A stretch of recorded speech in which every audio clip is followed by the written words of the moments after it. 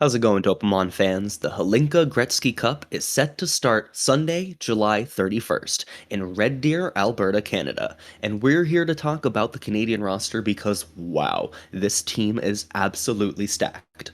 Often, this competition is the first stepping stone for many prospects to get on scouts' radars for the NHL draft, but for Canada, often every single one of these players gets drafted.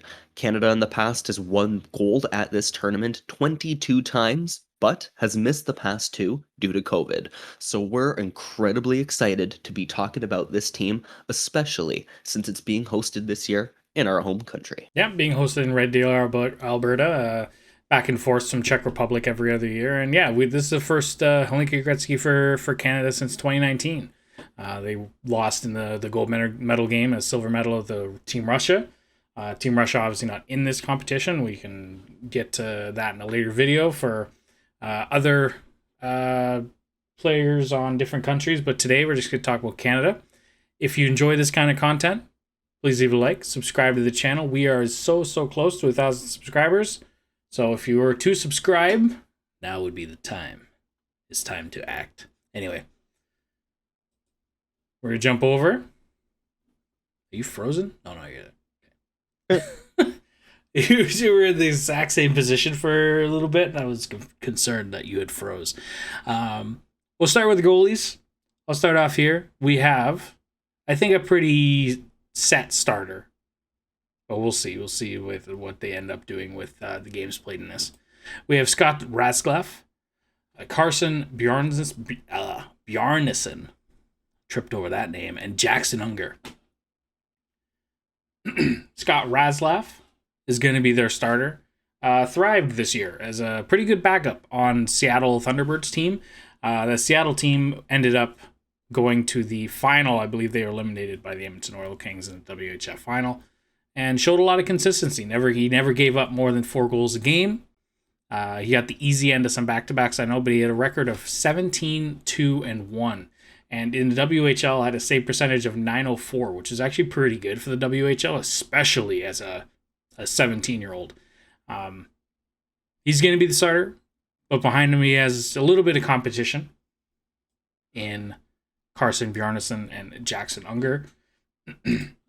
Carson Bjarnason, Brennan Wheat Kings goalie, 6'3", 176 pounds in 23 games. He had a 8-10-1 record and an 882 save percentage with a 4 goals against average. So this is more along the lines of what you would see for an underage kid in WHL as a backup.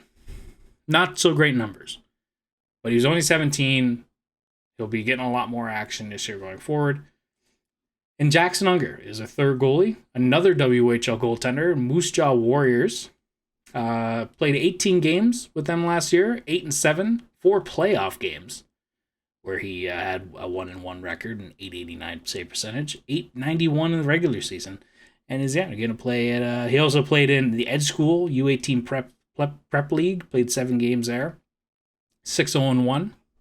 So yeah, we got a WHL trio in goal, which is pretty cool. Quite often that the best goaltenders coming out of Canada are in the WHL.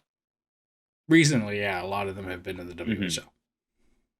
But for defensemen, on to me. Yep. Our top pair, we have Caden Price and Cameron Allen. Cameron Allen, the right defenseman, is set to be captain of the team. I'm pretty sure it's official. Hockey Canada's announced. We've both had the luxury of watching him play live in his -1 draft year for the Guelph Storm in the OHL. That's why I'm wearing my Guelph Storm jersey, because we are huge fans and we're absolutely blown away by his combination of skating, skill, and poise. Played like one of the best defensemen on the ice, controlled the puck in all 3 zones, and despite, measuring in at 5'11", he plays like he's 6'3". Kind of just reminds me of a guy like Aaron Ekblad, who was the last big star out of the OHL for defensemen. Definitely could be a contender for a top 10 pick in this year's draft. And his defensive partner, Caden Price, this is the beginning of a huge draft year for him. On his Kelowna Rockets team in the WHL, the top 2D on his team are being aged out, making him their new number 1D. So he's going to be playing big minutes all season, but it's going to start with big minutes on the top line here for Canada. He's a well-rounded guy, so this top pair could be an absolute nightmare. This is a really cool top two. I like both these players a lot. These are going to be big minutes guys too. I know Caden Price generally likes to play a lot of minutes, good transition guys. So he'll be these two will get the bulk of the time for Team Canada the Hlinka tournament. So I'm excited to see that. On to pair two, we have Tanner Molendyk and Jordan Tourigny, or Tourigny, or whatever you said before. Tanner Molendyk with the Saskatoon Blades. In 55 games last year at 18 points. Not bad. 3 points in 5 games in the playoffs. And Jordan Tourigny, 17-year-old, 5'11", 157 pounds. So he's a little undersized right now. Brother of Montreal Canadiens prospect Miguel Tourigny. In 64 games in the Q, and Shawinigan had 21 points, 4 of them goals, and had 9 points in 16 playoff games. So, turned it on, I think, a little bit for the playoffs, which is nice. Mm-hmm. He is a right shot defenseman. Molendyk is a left shot, so they are sticking with a little lefty-righty.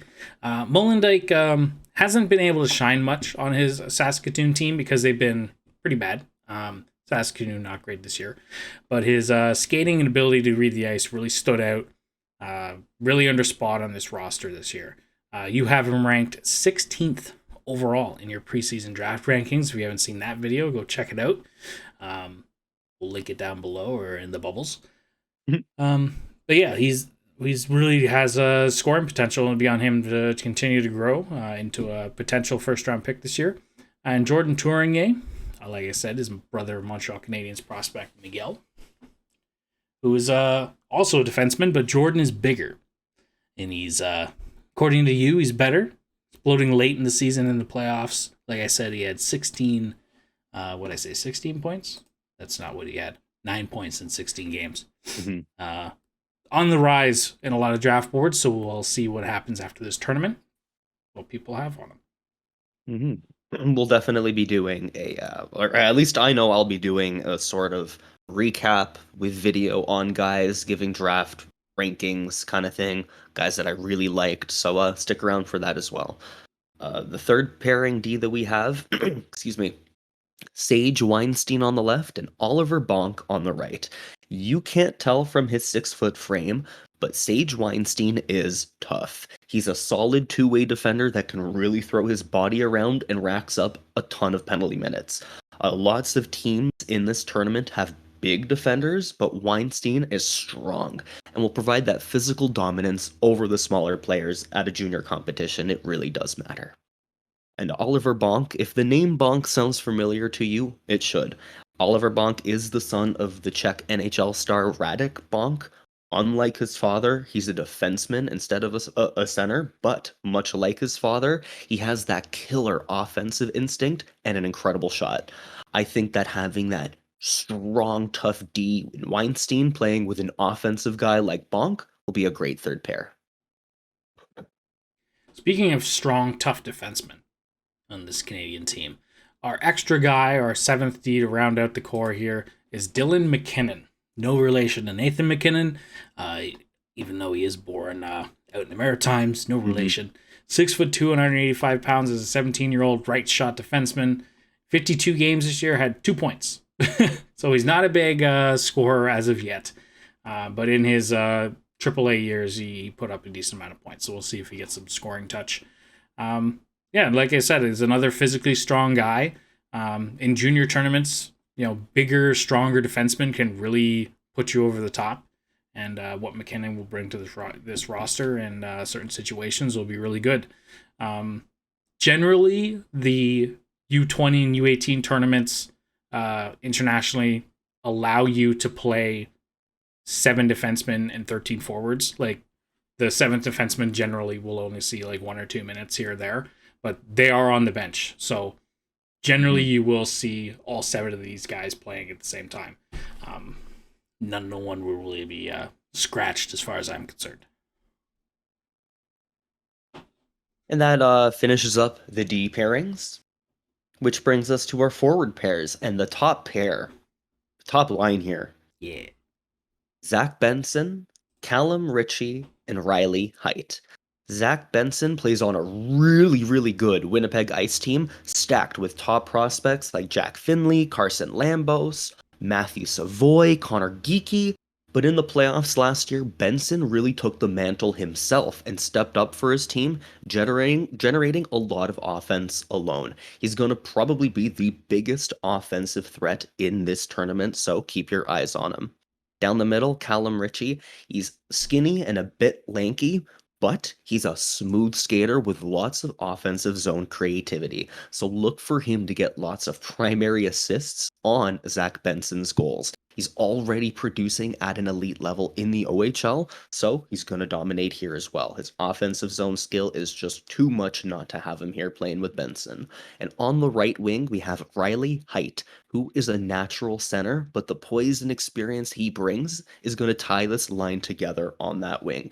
He's a blazing fast playmaker, but his experience as the number one center on a really, really poor Prince George Cougars team in the WHL, where he plays in all situations, has prepared him for any situation here at this tournament. And alongside elite offensive talents like Ritchie and Benson, he's going to likely lead this team to a gold. Yeah, we should also say that these are our projected lines. These are, we're not obviously coaching staff. We don't have any big insight to this. This is what we would do if they are changed a little bit.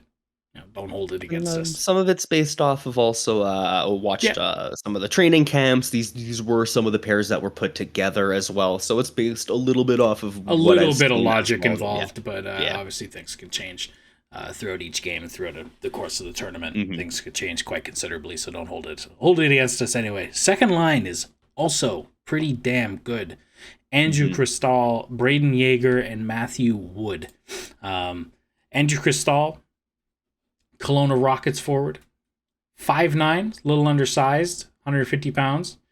But in 61 games in Kelowna as a 17-year-old, had 28 goals and 69 points. Dude can put the puck in the net for sure. Brayden Yager, another WHL player, plays for Moose Jaw. 6 foot tall, 161 pounds, right shot. Had 34 goals in 63 games as a draft minus 1 year. And Mathieu Wood rounds out this group, 6'3", 185 pounds. Played in the BCHL Victoria Grizzlies last year, where he put 45 goals in 46 games. It is the BCHL, so there's a little bit of a difference in the level of competition, but he's going to the University of Connecticut next year for the NCAA as a draft-eligible guy, so we'll see how he does there with some bigger, stronger, older guys playing with. Andrew Cristall. What do you have on him? You have here human highlight reel. What does that mean? He's just one of the best offensive talents in this tournament. Every time he gets on the ice, he's going to do something crazy and beautiful. And if you're going to be watching highlights of this game, you're going to see him. But if you're not watching the highlights and you're just watching the regular 60 minutes, it's the rest of his game outside the offensive zone isn't going to look too great, and you're going to look for his line mates for that. Yeah, and Brayden Yager, it's between him, Calum Ritchie. They might be the 1A, 1B in center this year for first line center. I think, and you think as well, we both have Brayden Yager higher as far as a ranking is concerned. I think, based on these lines, he would fit better with Cristall and Wood. And speaking of Mathieu Wood, incredible, another offensive guy. Like I said, had a crazy amount of goals in the BCHL this year. Great size, 6'3", soft hands, reads the game well, has an incredible shot. It looks a little bit like Austin Matthews based on his size. Obviously not the same amount of skill, but he's a taller, snappy shot, good hands, and provides some offense here. And this is going to be a fantastic top six either way. Whatever order you put this in, this is going to be a pretty crazy top six. And that third line, We have Tanner Howe on the left wing, down the middle, Carson, Rehkopf, and on the right wing, Colby, Barlow. On the left, Tanner Howe. He's the only player on this roster that isn't a 2023 draft pick. He's actually a 2024 draft pick, and he's already looking to be one of the best in his draft class, putting up points in his -2 draft year in the WHL on par with the 2023 prospects like who we have on the second line left wing, Andrew Cristall. Their numbers are pretty close. I think that he's going to be a top pick next year. So while he might struggle against the slightly older competition, expect him to show signs of elite skill at both ends of the ice. Down the middle, Carson Rehkopf brings one thing that this forward group doesn't have a lot of: size. And in the back half of last season, he also showed that he can bring lots of skill. He still isn't always the most consistent, but the potential is absolutely there to be the perfect third line center for this team. And on the right wing, Colby Barlow might be the best pure goal scorer on the team, maybe for all of Canada, maybe in the entire tournament, leading his draft class in the OHL with 30 goals right in his -1 year, which is just simply incredible. Barlow also has the size to dominate, with Carson Rehkopf down the middle. I think that together they're going to be a very tough forechecking group, forcing lots of turnovers in the offensive zone and scoring. Colby Barlow can absolutely score. And just to round us out here, or we're not quite, but our fourth line, we have Kalen Lind, Denver Barkley, and Ethan Gauthier. Kalen Lind, another WHL player from the Red Deer Rebels, 6 feet tall, had 20 goals, 38 points in 61 games out in Red Deer. Centerman here, Denver Barkley, a London Knight. Barkey. Barkey. Yeah. Did I say Barkley? I said Barkley twice. I know, it's very common. It gets typed out a lot. Very common typo as well. No, so. I can obviously read that, but yeah, it just automatically went to Barkley. 5'8", small dude. 7 goals, 8 assists, 15 points in 53 games for the London Knights. And Ethan Gauthier, 5'11", right winger. 18 goals, 21 assists, 65 games for the Sherbrooke Phoenix. Kalen Lind, we'll start with him. He's the younger brother of Seattle prospect Cole Lind. And yeah, he's better and meaner than his brother. He's a physical, aggressive winger. He sometimes gets distracted, loses his positioning a little bit. But if he finds his game, he could be a really good third, fourth line energy guy for Team Canada. Centering this line, Denver Barkey. He's a smaller skater. Hasn't been able to quite figure it out at the OHL level yet. We saw him a couple times, I believe, and didn't really stand out. He's got incredible puck skills, and while obviously not quite there yet, he has some star qualities and provide some good scoring depth. And Ethan Gauthier to round it out. He plays center a lot of the time, but we see him here on the wing for this roster. We have a lot of centers, a lot of good centers, so someone's got to play their wing. Smaller skater, but he's physical, good winning puck battles. He's a pretty prototypical bottom six guy in this case, and plays really well along the boards. Attentive two-way game, good puck skills like the rest of this team. But yeah, this is shaping up to be a pretty good fourth line. And the 13th forward that we have is Mathieu Cataford.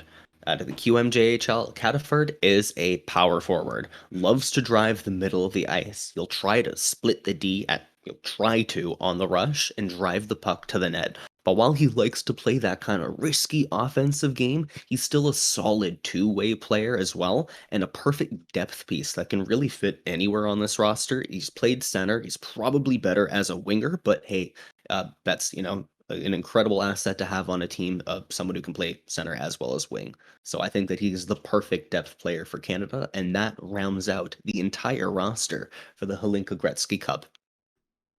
Yeah, this is looking like a pretty wicked team. I figure Canada is probably the favorites again going into this tournament. They've won it quite often, and we are in Canada, so there is a little bit of home ice advantage going into this as well. Yeah, I'm excited. It's been a few weeks since we've seen any major hockey, any real competitive hockey, and I'm really excited to watch some again because we're going through our off-seasonal depression, and it's not great. But so we'll get to watching these starting this weekend, this Sunday. It's gonna be fun. And that is all from us. Thank you so much for watching. If you've made it this far, if you just scroll to the end of the video to see all the names, and then you're going to scroll back to see what we said about them, thank you anyway. Don't forget to hit like and subscribe. We're probably going to make another video on top prospects for every team, maybe not cover every single team, and we'll probably do some kind of live stream coverage, probably just of the finals, but who knows? Maybe more. We also have the World Juniors coming up, so stick around for more dope hockey content. Peace.